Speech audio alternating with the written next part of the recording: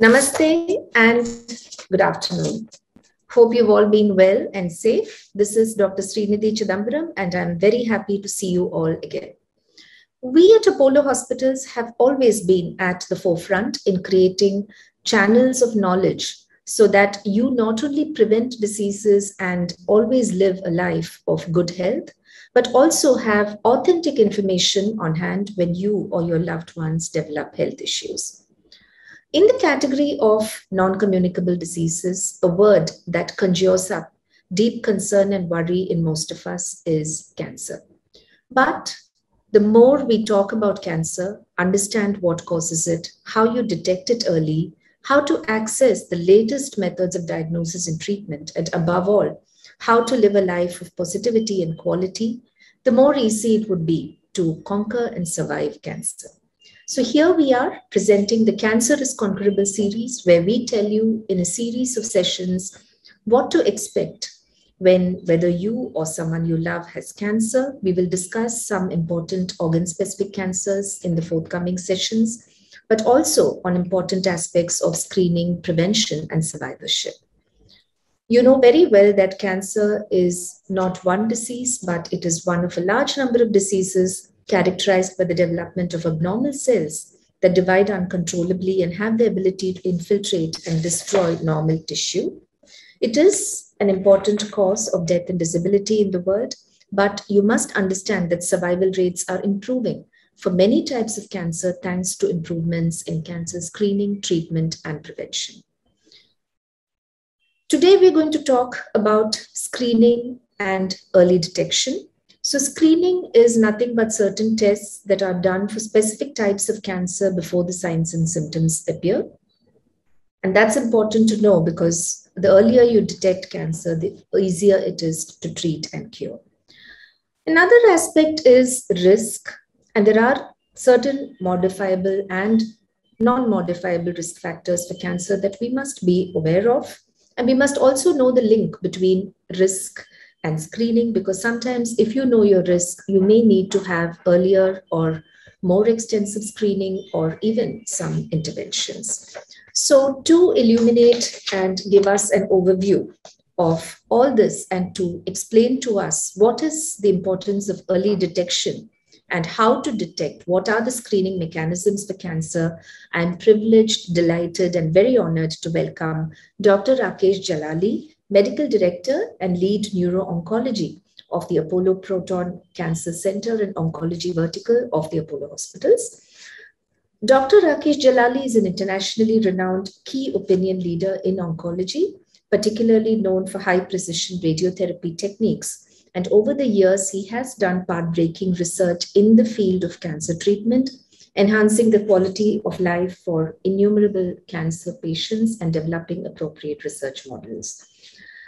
He completed his MBBS from the Government Medical College, Jammu, and his MD in Radiotherapy and Oncology from the PGI Chandigarh, where he passed out with the distinction awarded the Merit of First Order. He was a senior researcher at the academic unit of the Royal Marsden NHS Trust, London, where he particularly researched the stereotactic radiotherapy program. He has been instrumental in establishing neuro-oncology units in several key hospitals, instrumental in establishing the Indian Society of Neuro-Oncology, and a much sought-after speaker, researcher, and teacher, and also famed for his commitment to charity and promoting equitable cancer care for patient populations in the developing world, founded the Brain Tumor Foundation of India, which is an internationally recognized charity organization dedicated to the welfare of patients with brain tumors and their families. Hello, Dr. Jalali, and welcome to this discussion. I'm so happy that you've made the time to join us, and we look forward to hearing from you about detection, early detection, and its importance in cancer. Thank you so much, Dr. Srinidhi Chidambaram. It's a great honor and pleasure to be part of this wonderful series. And very many thanks for the kind introduction as well. So I've been in oncology now, almost 30 years, initially as a student and in Tata Memorial for almost 18 years, and now associated for several years with the Apollo Group, in particular this Apollo Proton Cancer Center, which is again a very unique cancer facility. Now, as you absolutely rightly pointed out, the non-communicable diseases are in particular rise, especially in the lower middle income countries or in the developing countries. It was always believed that the cardiac disease, diabetes, hypertension, and cancer are primarily a disease of the West. But now we know that maybe because of the population, because of the lifestyle, because of other factors, it has been estimated that about 2/3 to about 70% of all the cancer patients would actually reside in these countries. There was a fascinating study done several years ago, which was published in a very major international journal, Lancet, 2 years ago, where they mapped out several countries and several continents throughout the world, and in particular looked at the urban-rural divide of the cause of death. And there is a significant transition, demographic change, which has happened throughout the world. In primarily, basically, cardiac disease used to be always number one from the non-communicable disease, but in the next decades, unfortunately, cancer is likely to dominate the number one cause of death in the developed world as at the moment. But unfortunately, because of rapid urbanization, because of several other lifestyle, environmental factors, which are mainly happening in the lower middle income countries like India and other developing world, the same demographic transition is unfortunately going to happen in our countries as well. To give you specific information, at the moment in India, for example, we detect anywhere between 14-15 lakh cancer cases every year. If you take a population of 100,000 or 1 lakh in any part of the country, every year we detect about 100 to 110 or 105 new cancer cases, not the previous cancer cases. If you combine the previous cancer cases prevalence and the new, and then that will be quite a significant, that is about 25 to 30 lakh cancer cases that we have in our country. So every year per 100,000 population, we detect roughly about 100 people every year with new cancer. Now, what is very interesting and sobering thought is, if you go to rural populations, and there are several studies done, in fact, in TMH in Tata, we had adopted some districts in Maharashtra, Barshi, many years ago by the Indian Cancer Society in 70s, and prospectively looking at their lifespan. In fact, our chairman, Dr. Pratap Reddy, also did the similar exercise in his native village. And we have the same kind of a data emerging that there the incidence of cancers was about 30-35 per 100,000, say 20 years ago, and now it is about 40-45. But in urban cities like Chennai, Bangalore, Delhi, Mumbai, Hyderabad, the incidence of cancer is as high as 150 to 160 to 170 per 100,000. So that is a very interesting transition. Now, the question is why there is such a significant and very obvious and very dramatic urban versus rural divide in the detection of cancer. And one of the reasons is, obviously, some people may say it is because we don't detect the cancer so much in rural because of the access is not there. But two districts I mentioned to you, one is the Chittoor district with our chairman, and also the TMH study, which goes for the last 40-50 years. There has been a very good kind of an environment where we are tracking the people. So it is not the lack of access, but clearly there is a difference between the two. And it could be either because of the environmental factors, it could be the lifestyle, can be obesity. We will discuss as we move along what are the potential risk factors for cancer. And therefore, there is a difference. Even in the PURE study, which I mentioned 2 years ago in the Lancet, was called PURE study. It's called Prospective Urban Rural Epidemiological Study. That's what it's called, PURE. In that study also, apart from aging is a risk factor. As you grow older, as the country grows older, the incidence of cancer increases. And that could be a factor also because you expect urban slightly better in that sense as compared to rural. But it is also the lifestyle and environment. We don't think too much about environment. And their label environment also is a factor in these. So these are very interesting emerging demographics which will shape up the healthcare policy, particularly the NCD and cancer, as we move along in the next 20 years or so. And also it is absolutely critical for us to sensitize our fellow colleagues and fellow citizens about the enormity of the problem, and also how to, whatever we can, to some extent, mitigate it with the right awareness, right platforms, right and smart and careful lifestyle changes, and also the early detection and screening methods as we discussed. So this is kind of a background about the issues that we face at the moment as far as cancer is concerned. So most people are now aware that there are some screening tests for cancer, and people now, of course, with the concept again pioneered by our chairman, this whole health checks and packaged programs where they get screened is there. But still people are not fully aware on what to do this, because now there is such a plethora of tests and labs and investigations. So what are the screening tests for cancer, and what is ideal, which is, of course, I'm sure age appropriate, but how does that work? So it's a very interesting and very difficult question actually also, because many people ask us in the clinic also, is there a blood test? You just do a blood test and then detect whether the cancer is there or not. And can it be 100% proof? So unfortunately, it is not the case. One of the reasons is cancer is not just one disease as such. Cancer is quite varied, it's quite diverse, it's quite heterogeneous, especially from the organ that it starts with. So each organ of the body can be affected. There are like hundreds and even 1,000 types of cancers. It also depends on the stage. Each cancer in a particular, each individual can also have a variation as it would progress over a period of time. So therefore lies the enormity of the challenge in identifying the appropriate screening test methodologies also. And you are right that therefore, in spite of so much progress in the last 20, 30 years throughout the world, we still do not have a kind of a very standard definition and standard screening packages and standard tests which every single person has to do throughout the world. Nevertheless, there has been tremendous amount of progress, especially in the last 5, 10, 15 years. And I'll just elucidate briefly which are the tests to be done and why they are done and what are the pros and cons of those. Number one, cancer in women, I will start with, is breast cancer throughout the world. And the second commonest is cancer of the cervix. Cervix is from the womb, not from the body uterus as such, from the opening of the uterus, and that is called a cervical cancer or a cancer of the cervix. And then, of course, you have other cancers of the head and neck, esophagus, body uterus itself, liver, head and brain, lung, and so on and so forth, and prostate in men. As far as the breast cancer is concerned, why I chose breast is because of 2, 3 reasons. Number one, it's an extremely important cancer.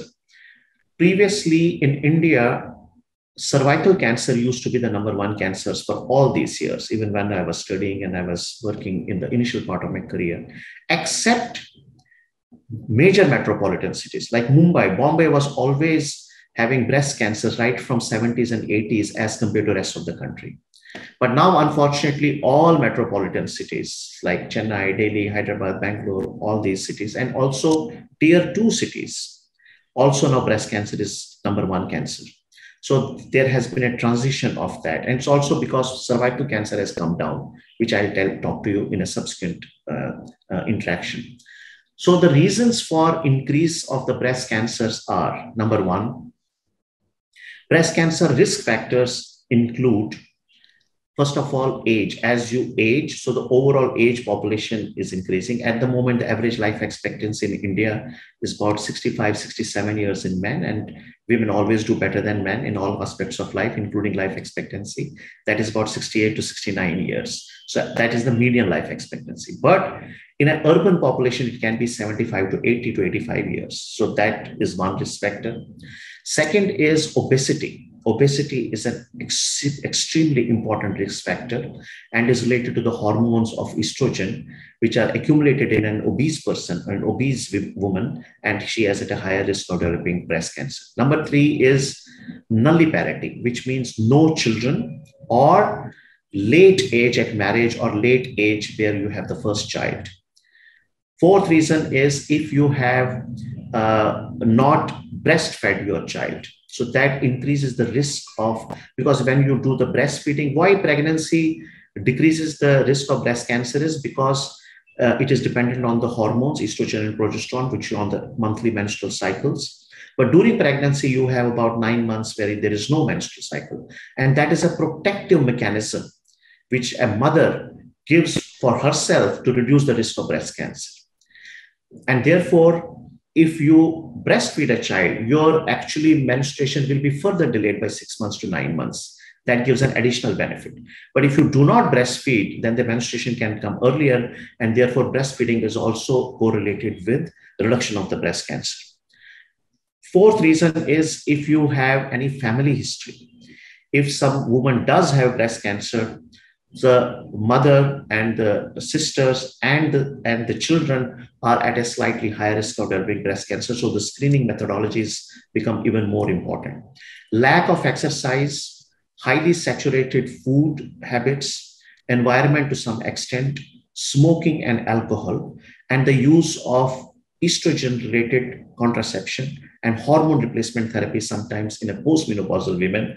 These are the 10, 12 risk factors of breast cancer. And because of the urbanization, because our girls are now, finding independence, economic, which is fantastic, which has to be done, no doubt about it. But unfortunately, because of the urbanization, they marry late, or they don't have children, or sometimes they don't breastfeed the children, or they have only one child. Sometimes 2-3 children are optimal because you get 2-3 pregnancies and you give 2-3 protective mechanisms.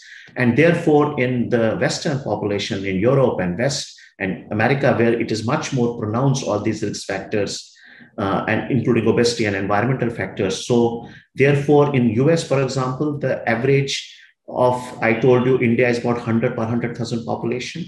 In the US, it is about 300 per 100,000 population. Much more risk of developing cancer in the Western population. It's also partly because their average life expectancy is higher. And about 1/4 to 1/3 are primarily breast cancer. So in an urban population like Chennai, Mumbai, Delhi, Hyderabad, the risk of breast cancer is about 25 to 30 per 100,000 population. About 1/3 primarily belong to the breast cancer, very high risk. Therefore, screening methodology, awareness, all these factors are extremely important. So therefore, breast is number one. Also, second equally important part is, which I firmly believe, is that a woman, especially in our countries, is such a fundamental core of the entire family. So your mother, wife, sister, daughter, they have to look after their breast. They have to look after their health, because if the woman is not healthy, the whole family, the whole, the entire society, entire nation, it has a societal ramifications. And the third aspect, of course, to still to some extent, unfortunately, in our country, women are not always given the number one priority. They themselves are shy and are not very forthcoming. Even if they have the lump, that sometimes, unfortunately, the husband or the mother-in-law will say, oh, there's nothing there. Maybe she doesn't want to work. So whether we like it or not, they are very much prevalent in our society. So ultimately, it is the woman and even the men, overall health of the family and the society. We have to make sure that they look after themselves. They are not shy. In that sense, if the screening methodology is adopted with some mandatory health checkup, that gives the confidence and it motivates the family, including the man, the husband or the father or whosoever, or the son, to take that lady to the health checkup to get herself checked, such that she gets educational. It's an educational exercise also, and it also helps in the screening. So I'll just finish with breast, I think. So I told you about the risk factor. Sorry, go ahead. No, I was just going to ask you. So for the breast cancer, early detection, what kind of factors? Yes, absolutely. That's a relevant question. So there are 3-4 things we have to do. Number one is you must do a breast self-exam every month. Whichever lady, particularly after the age of 30, you must know your breast. Each breast is different. Always there are manuals. Apollo also has several manuals, both visual platforms also these days. So the YouTube, it's very easily available, but there's also written information in most of our hospitals whenever they visit, including other hospitals also. It's not only Apollo, it's the whole nation kind of thing, global thing. So always the left breast has to be done with the right and the left with the right. And also you look at the armpit, because the first station when the cancer goes is towards the lymph nodes in the armpit and also into the lower part of the neck. And there are methodologies to do it. In a young woman, the breast is relatively dense. So sometimes it may be hard to detect, or you may find imaginary lumps also, particularly in the time of menstruation. So it takes a little time for you to understand. But typically, a woman should always do a breast self-examination, and that is number one, just to be familiar. Number two is, I would actually say, low threshold. The moment, even if it is nothing, you feel something abnormal in the texture, you feel a lump, there is any bleeding coming from the nipple, there is some ulceration around the nipple areola complex, there are some lumps around the lymph nodes in the armpit, or you are feeling unwell anyway, there is loss of appetite, significant loss of weight, some bone aches, some intractable cough for a long period of time.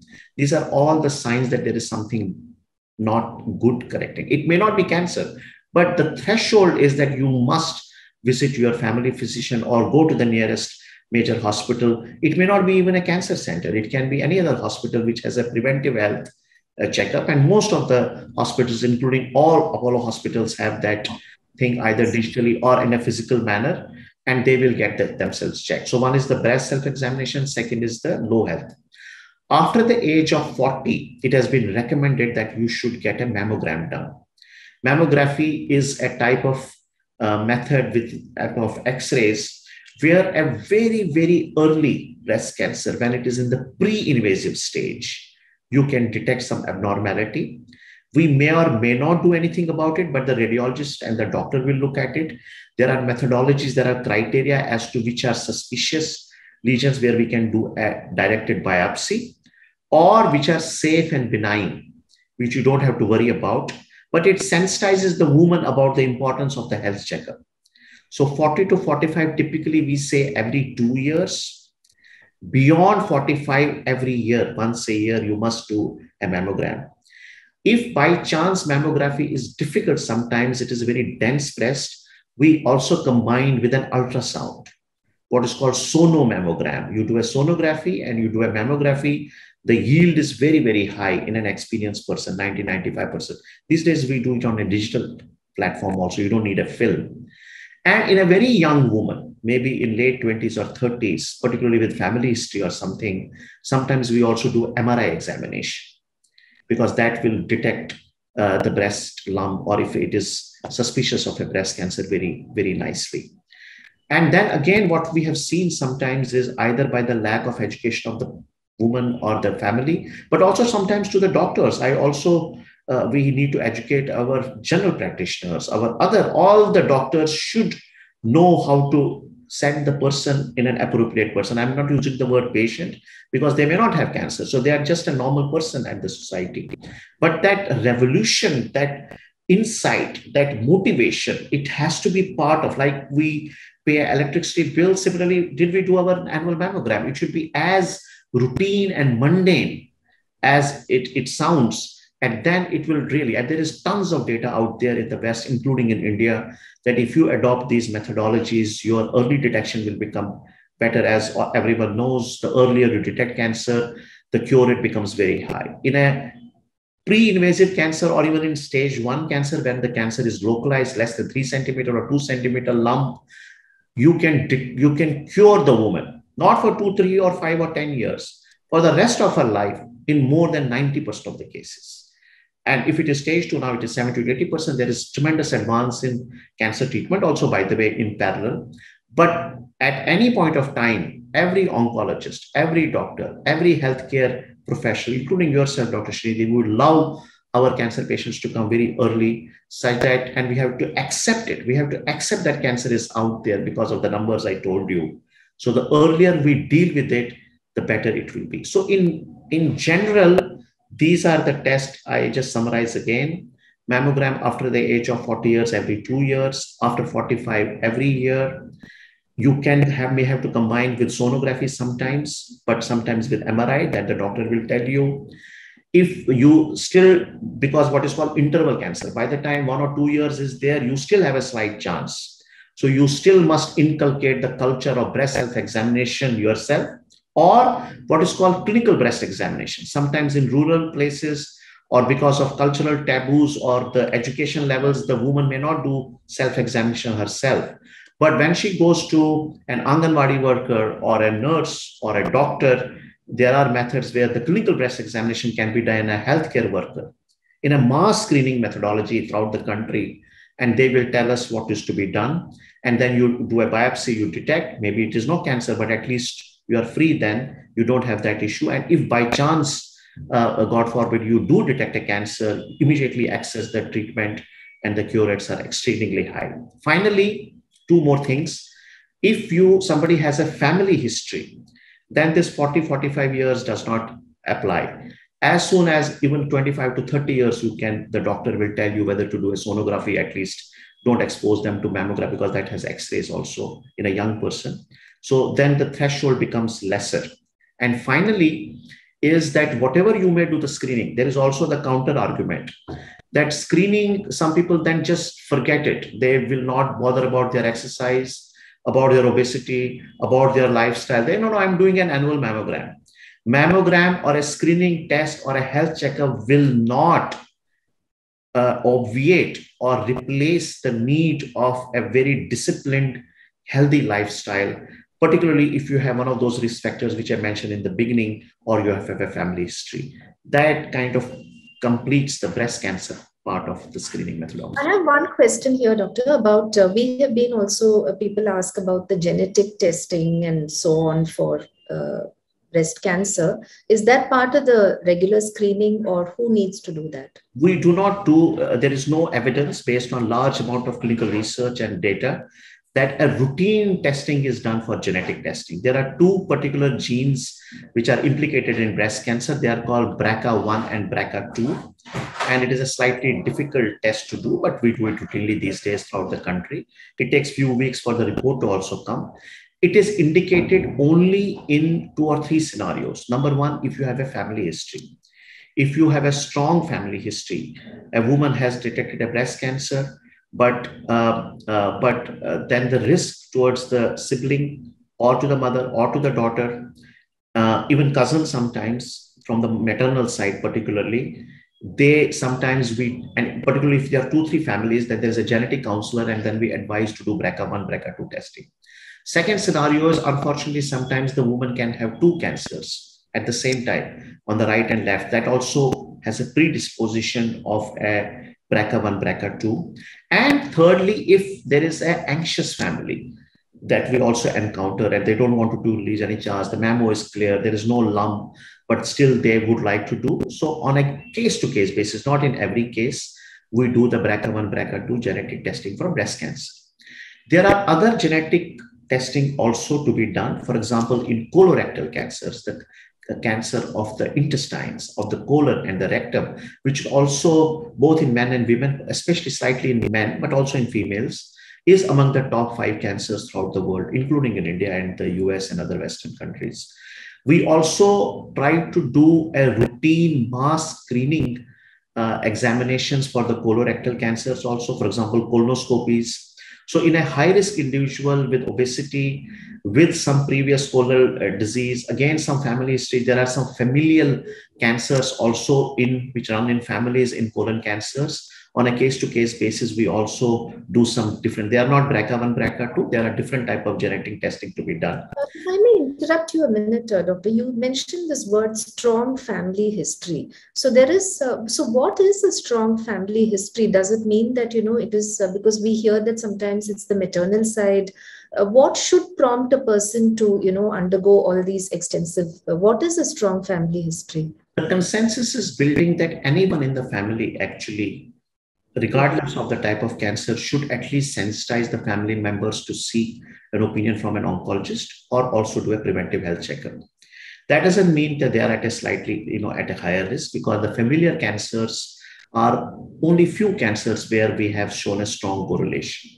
When I mentioned strong family history, it was to emphasize the point. For example, if you have 2 cancers, 2 members in the family, especially from the same lineage, either from the father's side or from the mother's side, or Common familiar cancers like breast cancer, like ovarian cancer, like body uterus cancers, colorectal cancers, some particular childhood cancers, nowadays even gallbladder cancer. There are some cancers which have anyway a familial predisposition. There we call it strong family history, where you have to have a detailed genetic counseling. By the way, I must take this opportunity to inform our viewers that Apollo hospitals throughout the country, we have embarked on a very ambitious genetic counseling program, which has already kick-started. It was already there, but now we have taken to the next level from Chairman and Dr. Sibal and many others who are involved in the program, that each unit is going to have, including our proton cancers and all the 14 cancer centers that we have, and also the general Apollo hospitals, multi-specialty hospitals, will have a dedicated genetic counselor and also a genetic scientist who will tell which blood sample to take. The genetic history counseling session goes on for hours. They have to map out the family tree and go through the intricate details about the habits, about the environment factors, about the lifestyle, and also which genetic test to be done, and such that the family is informed, they can take reparative actions, they can take, whatever decision making they have to do to safeguard their health. I'm sorry, I interrupted you. You were talking about colorectal cancers. Yeah, I mean, that I kind of finished. So the colorectal screening has not taken off, except in some countries like Japan, Korea, where that is very, very high. So again, if you have a family history or you have some predisposing factors, there are some genetic diseases which predisposes to you develop those cancers. There, an annual or every 2 years colonoscopy is also advised. But primarily, you have to be on the lookout of significant weight loss, too much pain in the abdomen here and there. There can be other reasons also. I don't want to become overly anxious to the old people that they will rush that I have a cancer or something like that. But always, a caution is always err on the side of caution, as we say. Too much weight loss, more than 5-10 kilos in the last 3 months, or any bleeding through your stools, or occult blood in a stool examination. And some of these tests we have incorporated actually in our annual health checkup programs also, where the screening or cancer screening is also part of those health checkups that we have, that Chairman, and as you know, Dr. Shrindil, we have a very ambitious, very robust program with general population, but also with several organizations, several charity groups like Lions and Rotary, but also several corporates where all the employees. But the dream is, our Chairman dream is that every single person in this country, for that matter globally, must have a health checkup on an annual basis, which will incorporate to some extent non-communicable diseases, cancer being one of them. In fact, I think nobody needs to even think about what screening tests, what to do when. I think it's just that a lot of it has been built in very carefully into these programs. So you just show up for it every year. I think a lot of these tests will be taken care of: the pap smear, the chest x-ray, the mammogram, and the ultrasound is all part of it. Right. So I finished the breast cancer part of it. There are 2 or 3 other cancers where routine screening is done. One of them is cervical cancer. Now, cervical cancer is a very interesting cancer. It used to be the commonest. It is still, if you take it globally, perhaps it is still and in Asian countries, in LMICs, in African and many other countries, still remains #1 cancer. And I already mentioned in the rural population, still #1. The risk factors of cervical cancer are completely opposite than breast cancer. That is early age at marriage, multiple pregnancies, multiple sexual partners. But interestingly, it is not the woman, it is actually the male who is responsible, because now we know it is caused by a virus called human papilloma virus, and there are several variants, 16 and 18. And it is on the smegma of the penis of the man, of the organ of the man, who is actually responsible to do it to the female. So it's not the woman. We have a tendency to always blame the woman, but it's actually the man who is responsible. And therefore, the woman is at a higher risk of developing cervical cancers. Now, cervical cancers have decreased and reduced over a period of time throughout the world because of 2 or 3 interventions. #1 intervention is the pap smear. For many years ago, we realized that on an annual health checkup, whenever we are doing in a married woman who is sexually active, you do a small smear and you send it to the pathologist, you immediately will tell.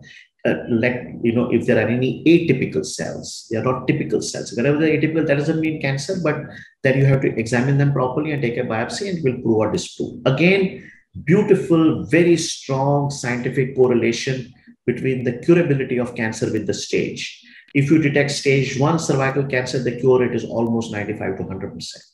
If you stage in stage 2, it's about 75 to 80%. Stage 3, it's about 50%. Stage 4, also you can cure about 15 to 20 to 30% of the cervical cancers. Although people tend to think stage 4 is incurable. That is not true with the modern medicine. Many stage 4 cancers can also be given a very good quality of life and also extended survival, much, much better than it used to be in the past. So cervical cancer is strong correlation with stage. So it is critical for us to detect them early, such that we can treat them early.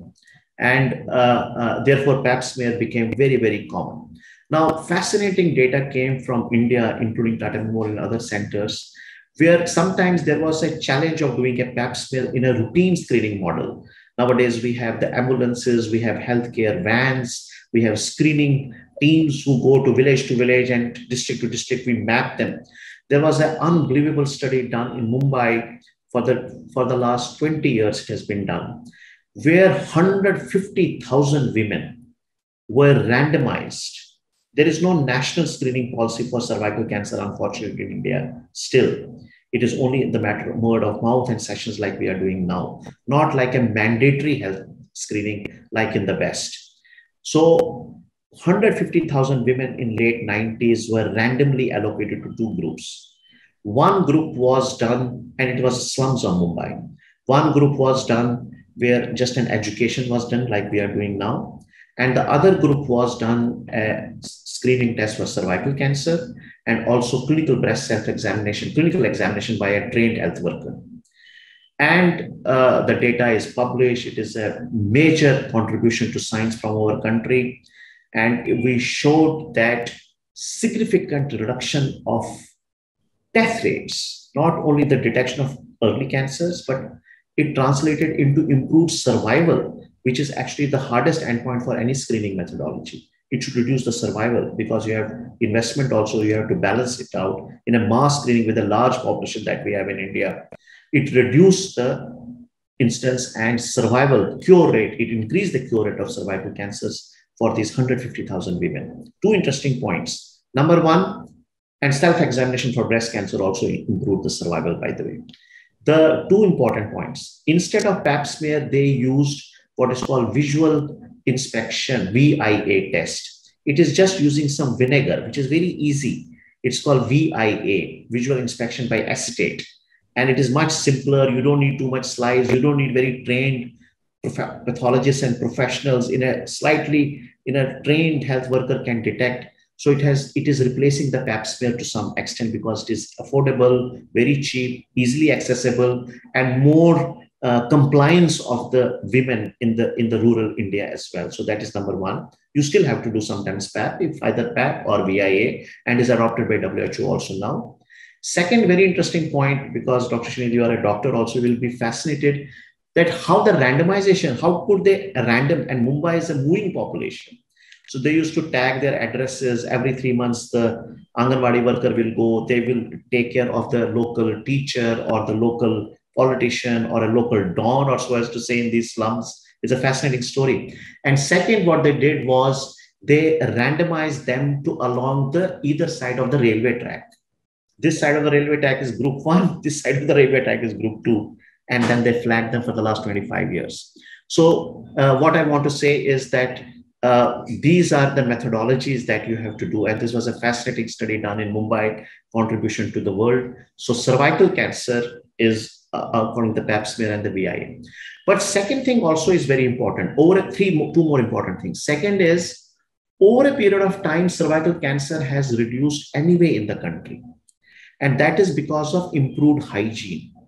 The penile hygiene of a man, of a typical Indian man, has actually improved now because of the easy access of washrooms, Prime Minister's fantastic initiative of the toilets, as you know, Swachh Bharat Abhiyan, which Apollo also has steadfastly supported. So these have led to increased hygiene in the man. started 20, 25 years ago, and now we are reaping the rewards. And finally, as many of you know, there is also a vaccine against HPV, what is called HPV vaccination. That has to be done at a kind of a pubertal time, and in many countries has been adopted in girls, sometimes in boys also, to prevent HPV infections, so that it can also translate into meaningful benefit for the cervical cancers. What are the other cancers? So we have now touched upon cervical, breast, and also colorectal. But what other, the prostate is one such thing where this screening. So three more cancers I would like to touch upon. We'll start with prostate, since you mentioned prostate. Prostate cancer is now becoming the #1 cancer in men in the West, and is related to age. As you age, the risk of prostate cancer is high. In women, it is because of the estrogen. For the breast cancer, here it is because of the testosterone. Now, because you expose the man as you age longer, so there is an increased hyperplasia, and sometimes they can develop cancer. So it is on the rise in our country because we have a relatively young population. The average expectancy is only 68, 69 years. We do not see so many prostate cancers as yet. But in urban areas of India, and as you know, we are rapidly getting urbanized anyway. So the prostate cancer also is increasing quite a bit. And also awareness to some extent. And as I mentioned, the average age is also increasing because overall health is getting better for the country. So I would not be surprised that we will follow the West in the next 10, 15, 20 years, that it will also become among the top 1 or 2 or 3 cancers. For the prostate cancer, there is a test called prostate-specific antigen. It's called PSA.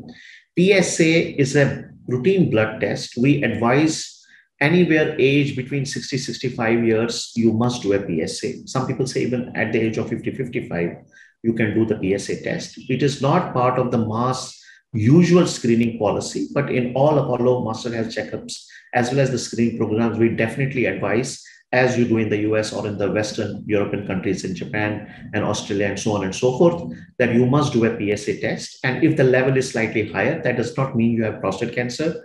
It sensitizes you to seek and you be informed about this potential risk, such that you can change it accordingly. Again, obesity, there is some, and smoking has some correlation in prostate cancer.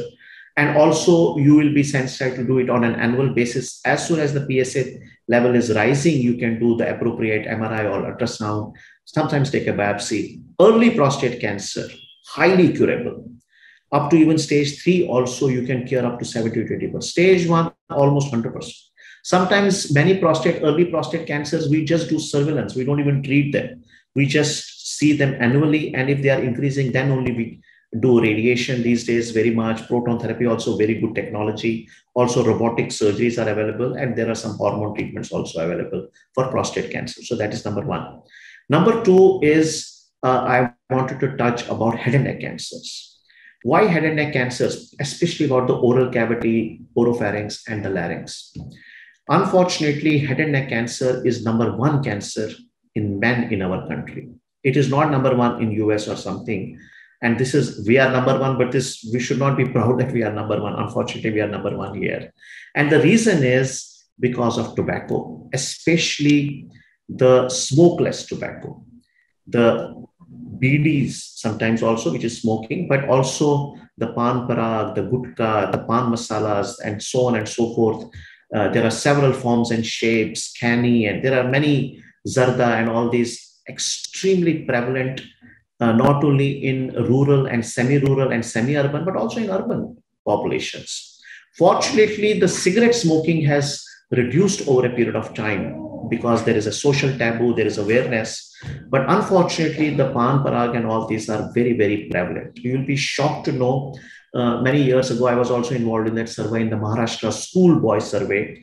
And typically we realized that the addiction starts at the age of as low as 10, 14, 10, 12 years of age.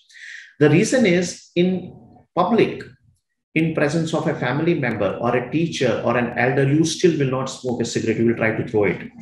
But if you are using smokeless, like a pan masala inside your mouth, you don't come to know, and it's kind of accepted, and your teacher and elder is also having it anyway. So you don't even realize, and it gets addicted to it. And then you will be surprised how savvy these marketing people are. They will give the names of Goa, Shimla, Manali, as if you are transported in those beautiful environments. And this we have to steadfastly oppose it by taxation. There are several methods to do it. And these companies are very strong, unfortunately, and we have to, as a mass nation, there has to be almost a revolution, both from the societal, governmental, and NGO point of view, and all of us to reduce. Because this is the number one reason why men get oral cavity cancer is number one. So for that is the preventable aspect. But for the early and screening aspect, if you are addicted to this, first of all, of course, you have to stop the addiction. And then you must go to your dentist, or you must go to your ENT or a general practitioner to see any white flake, any brown flake, what is called leukoplakia, or your mouth is not opening properly. It's called submucous fibrosis. It is like, or any small ulceration, which is not healing, any change in voice, any difficulty in swallowing, immediately you must rush to the doctor. Again, early oral cancers can be highly curable, but as soon as they increase, it's a very, very bad cancer. You are dependent on tracheostomy, Ryle's tube, and so on and so forth. So as much strong words I have to use for tobacco, less it is. I'll give you one example and then I'll close about this. If I use it in my sessions with general public also, if by some magic, as a child, we used to say, okay, one pari should come and give me a vardhan or a blessing. If by chance I ask a vardhan, the tobacco is annihilated from the entire planet, immediately means in the next few years, 1/3 of the cancer in women and half of the cancer in men will be wiped out. Many of us will be out of jobs, but I don't mind. I'll be the happiest person. That is the impact of tobacco and tobacco-related environmental factors. So my humble plea to all the viewers and listeners is not only yourself, but also your duty. We have a law, for example, you cannot sell tobacco along the education institutions, about the hospitals, in all the public places, but all of us know that unfortunately it is still very much prevalent. And last cancer I will touch is lung cancer, because lung is also very common. In the Northeast, by the way, unfortunately in our country, that has got the highest incidence of cancer. The incidence of cancer in some places like Mizoram is about 180 to 200 per 100,000 population. Remember, our national average is about 100. And one of the reasons is lung cancer. They are again related to smoking, even cigarette smoking. A cigarette is actually more common for the lung rather than oral cavity. Oral cavity more is smokeless, like pan paraga and pan masala and other things. There, the incidence of cancer is very high. There have been some attempts, very nice studies done, which have shown, and also the healthcare workers who are in industry like asbestos, like environmental, even the pollution and smog in many major cities like Delhi, even Mumbai, even Chennai sometimes, that can also predispose you to these incidents of cancers. And there was a very nice couple of 3-4 studies done where they did a low dose CT scan every year and detected that you can actually detect lung cancer very early and cure them better as well.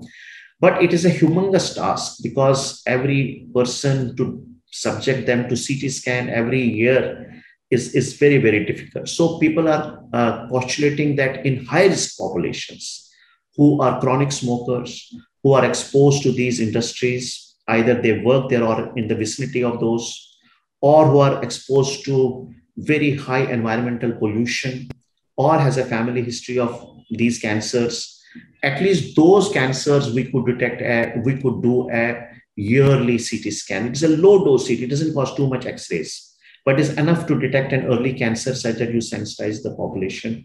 So that is not as yet as a world standard, but I think the way things are moving and the technology is getting better digitally also, and the exposure of the normal X-rays in the CT scans are getting better and better, maybe at some point of time, this will also take shape. So this kind of concludes most 6-7 common cancers where screening has a role.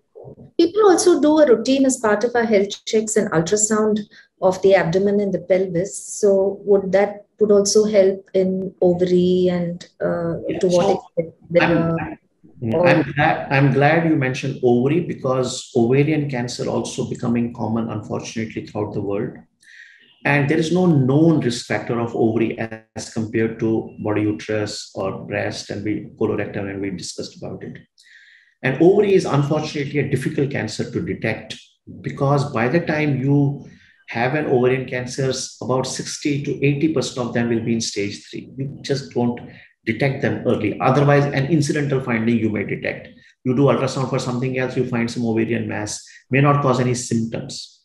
There is one term what is called post-menopausal ovarian syndrome. So what they say is, in post-menopausal women, after the menopause, whenever any gynecologist is examining the lady, they should not be able to detect the ovaries.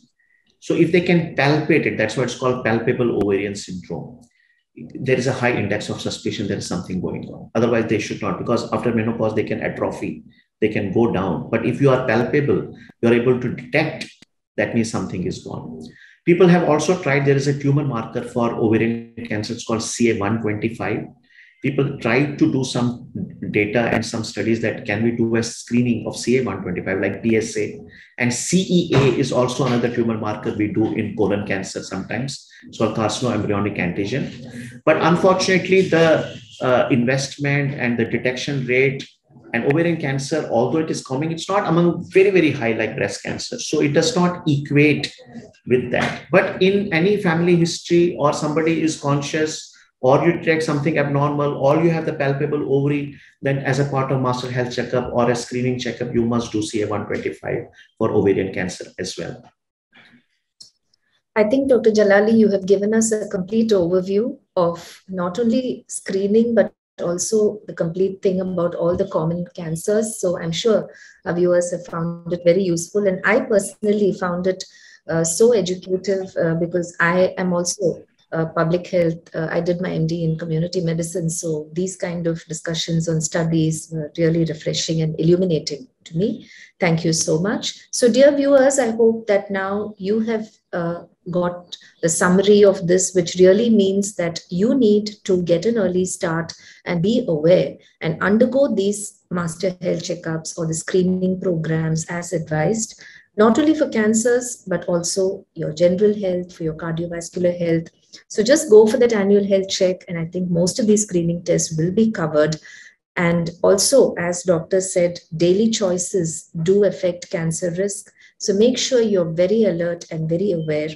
And as John Diamond said, cancer is a word, it's not a sentence. So let's keep it that way by detecting it very early, and let's conquer it with the best tools that we have, which is the awareness and early detection. Thank you so much, Dr. Jalali. Till we meet again, viewers, thank you and stay safe. Namaste. Thank you very much. I wish a very, very healthy lifestyle and tons of good health and happiness for all the viewers. And thank you to Dr. Chidambaram for all your hard work and marvelous efforts for this very important public exercise. It was an honor to be with you. Thank you. Well, thank you, Doctor.